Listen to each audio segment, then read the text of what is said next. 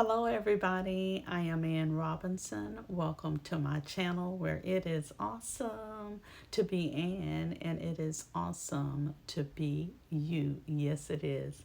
And welcome to another Soulful Sunday, everybody. And I am coming at you from a different little spot in the home here in front of the window. Yes, I thought I would try to just move my location and just kind of switch things up a little bit. Because, sometimes you just need to switch things up a bit, move some furniture around, change your space. You know what I mean? Do something different. And yeah. So, anyway, y'all already know what time it is. So, I have already actually pulled the card here for today. And it says here, how can I infuse more self love and compassion into my daily life? I love it. I love it because I am all about self care. I'm all about caring about myself. I'm all about making myself a priority. And that is not selfishness. So don't feel as if making you a priority is selfish. It's not selfish at all. It's called self love. Give yourself some grace. Yeah. All right. So let's just go ahead and jump right into it, okay, and see what it has to say. So there is a quote that first comes up, and it's from Buddha. And it says, if your compassion does not include yourself, it is incomplete. Now, isn't that amazing? If your compassion does not include yourself, it is incomplete. Now, that is some wisdom. That just simply is letting you know how we sometimes can go around and we can love on everybody else. We can meet everybody else's needs. But then when it comes to us, we don't take the time out to make sure that our needs are met. We don't take the time out to make sure that we are good. We make sure everybody else is good. And then we may make ourselves last. That should not be the case. You should be your number one priority. You should be taking care of you first, because if you're good, then you can make sure everybody else is good. But how can you make sure other people are good when you are about to fall apart? You need to get your priorities in order, and you should be your number one priority. And if you aren't, start making it so, because it says here, if your compassion does not include yourself, it's incomplete, it's void. Okay? All right. And then it gives us some tips for how we can incorporate the self-love into our daily lives. So it says here are some of these. Set stronger boundaries. Set stronger boundaries. All right? You need to set boundaries with the people in your life. Sometimes people always come to you. You're the person that they come to when they need something or they need some advice. They look at you as being the stronger one. But sometimes we as strong people, those stronger ones, need somebody too. We need somebody at times. We're not strong all the time, although we may appear to be. We need help sometimes too. And you have to set boundaries with those people that are always coming. Sometimes you just have to simply tell them that, you're not available. You're not able to do it. Maybe you're not filling up to it, but then you're pushing yourself to fill up to still saying yes to something that you want to say no to. Feel free to say no. Feel free to say, I can't do it right now, but let's see when it would be good for me. For me to, for us to get together and talk about whatever it is that needs to be talked about, or if they're coming to you for money, you might be able to just say, no, I'm not, I have monies allotted for other purposes, and at this point, I can't give it to you, That's just simply that, but I'll be praying for you that God will make a way for you. That's how you do it. All right. So what's the next one? After setting stronger boundaries, it says meditate and listen to your heart. Meditate and listen to your heart. I feel like in this case too, and I'm just gonna give look if I feel led, I'm just gonna add to these tips. So when you meditate and listen to your heart, if you wake up in the morning and you know that you've got a long to-do list, but then you're laying in bed, you're meditating, and you're listening to your heart, but you're also listening to your body. If your body is telling you that it is tired, that to-do list can wait. You can't wait. You need to take care of you. You're the number one priority, remember? And if your body is telling you it needs more rest, then that means that your to-do list needs to dwindle down. Or maybe you don't need to do anything on that day. Save it for the next day, God willing. These are the types of things that are mentioned. And if you wake up and you just feel mentally exhausted and you just feel like I can't do it, then maybe you need to have a I don't do anything day. That still fits within the realm of things. Listen to what your mind, your spirit, your body is telling you, because all three speak to you for sure. Speak to yourself with compassion.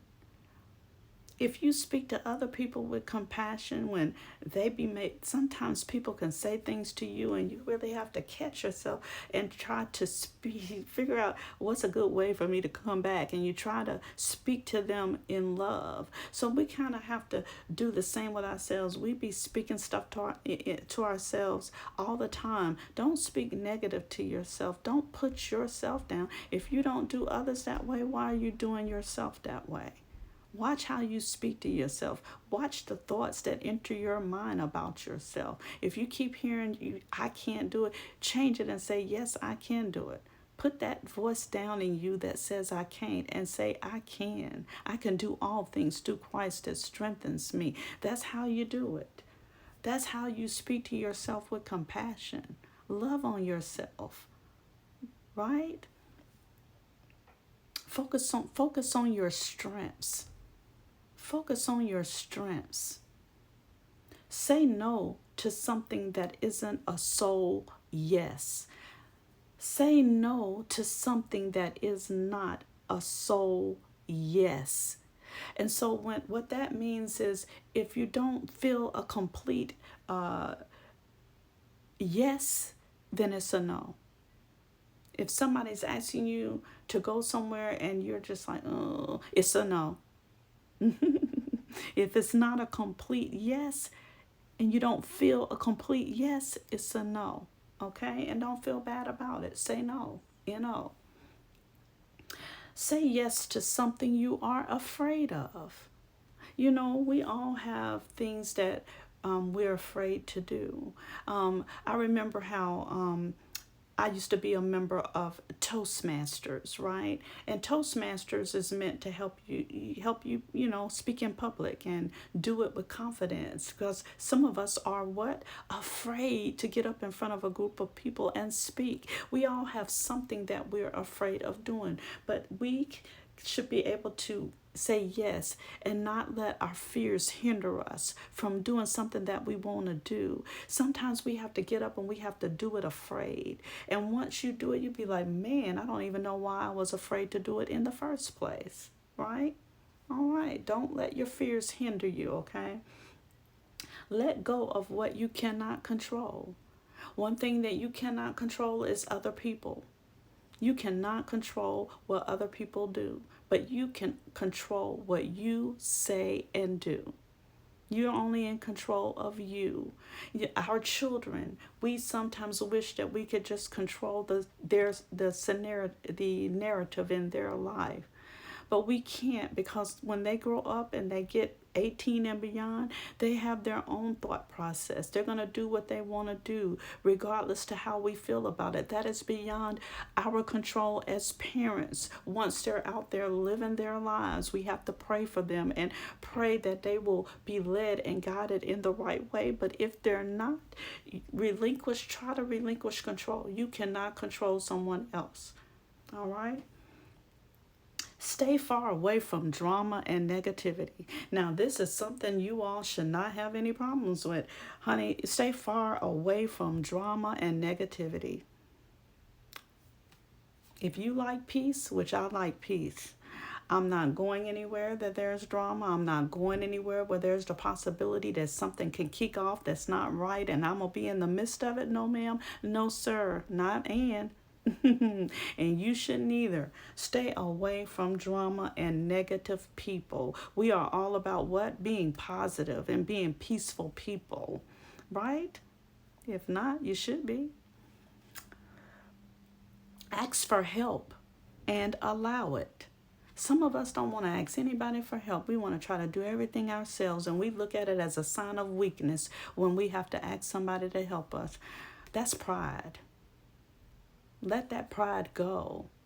God hates a prideful person, a prideful spirit, that is. So let that pride go. Be okay with asking for help. There's nothing wrong with asking for help. No man is an Allen unto himself. Ask for help if you need it. And then when you get that help, feel good about it. You know how managers do? Managers don't do all the work. They delegate. You should be happy to delegate. Hey, yeah. You should be happy to delegate. Yeah. Hey, sister so-and-so, can you? Yeah. Sister, yeah. Ooh, child, honey, you're going to get so happy with asking people for help, honey. Try it. I guarantee you will like it. You won't feel so worn out if you're exhausted because you're doing everything yourself. Is that the case? Ask for help, somebody. And then the last thing is write down 3 things that you are grateful for. That's something that you can do that as a self-care action. So I've called out all of those, and you could choose one of those self-care actions to do today. This is the holiday weekend. I believe that one of those things that probably you can focus on for this weekend is stay far away from drama and negativity during your holiday weekend. Don't let anything steal or kill your good vibe. That's what I'm choosing. That's what I'm choosing to do today, as well as if somebody asks me to do something I don't want to do or go somewhere during this holiday weekend, I'm going to be able to say no. If it isn't a complete yes, it's a no. Straight from my soul. All right, everybody. Well, that is it. That is all. I hope that you all continue to enjoy your day whenever you do view this video. And I want to wish you all a peace and blessings. What? Until next time, okay? All right, everybody.